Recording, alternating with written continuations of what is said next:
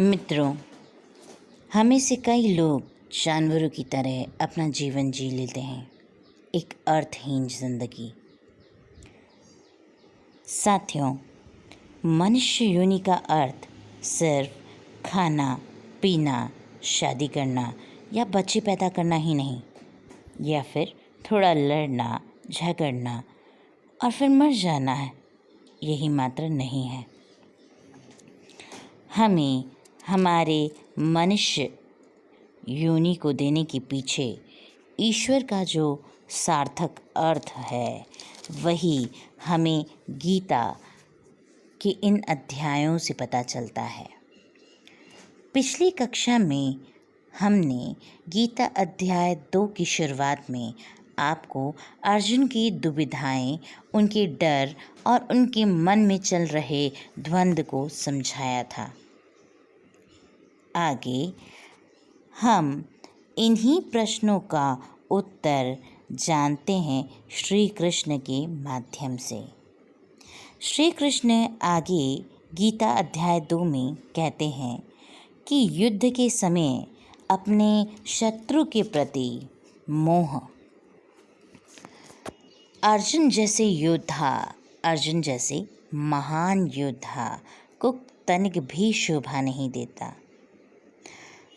अपने जीवन रूपी युद्ध में हमें हर तरह के मोह, डर से ऊपर उठकर अपने कर्म पर ही केंद्रित रहना चाहिए, क्योंकि यही सही है। दोस्तों, यहाँ श्री कृष्ण कहते हैं कि जीवन रूपी युद्ध में धर्म के अनुसार ही कर्म को अपना जीवन का एकमात्र उद्देश्य हमें मानना चाहिए। जीवन के उन कमज़ोर क्षणों में भी हमें यह याद रखना चाहिए कि अपने हर डर, हर घबराहट, हर समाज के दबाव के चलते हुए विचारों को हमें अपने नियंत्रण में लाकर मात्र कर्म और कर्म का ही भागीदार होना चाहिए।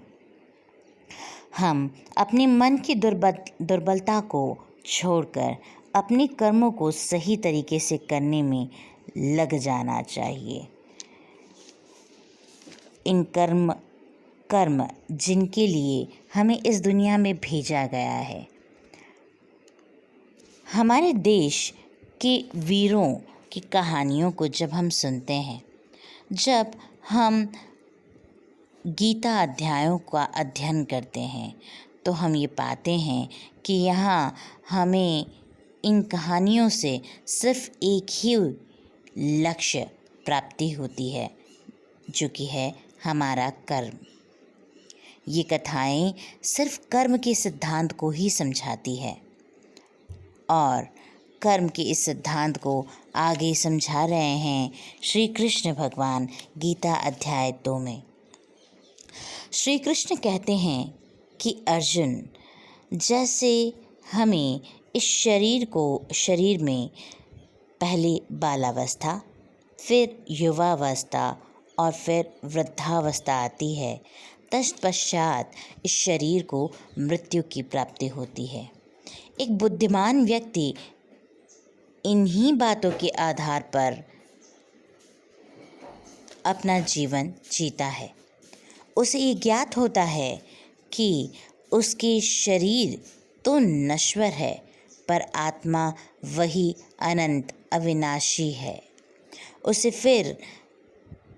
जिसे फिर एक नया शरीर मिलता है और वह इस दुनिया में बदलाव के लिए फिर जन्म लेती है।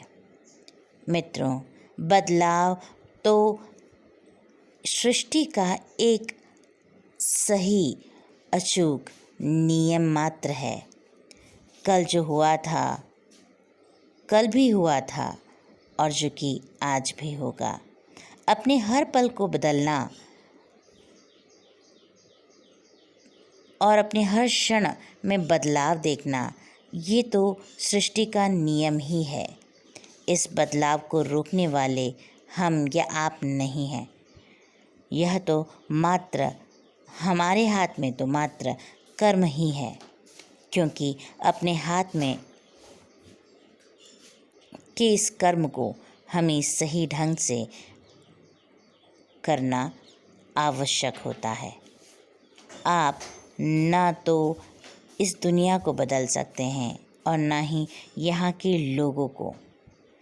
तो उन बातों को याद कर कर दुखी होने का कोई अर्थ नहीं। जो नहीं बदला जा सकता है वह तो मात्र हमारी आत्मा ही है। हमारा शरीर, हमारे कर्म तो इस शरीर के साथ बदलते ही रहते हैं, पर आत्मा अनंत अविनाशी है। हमें इंद्रियों द्वारा महसूस किए जाने वाले भाव, जो कि सर्दी, गर्मी, दुख, दर्द, इन सब से ऊपर उठना होगा। इन भावों को त्याग कर हमें हमारे कर्म पर ध्यान देना होगा, क्योंकि यह भाव तो मात्र इंद्रियों के अधीन होने पर ही महसूस होता है। हमें हमारे कर्म को ही प्राथमिकता देनी होगी और उस पर ही आगे बढ़ना होगा। श्री कृष्ण के इन वचनों को समझने हेतु हम फिर अगली कक्षा में मिलेंगे। तब तक के लिए धन्यवाद।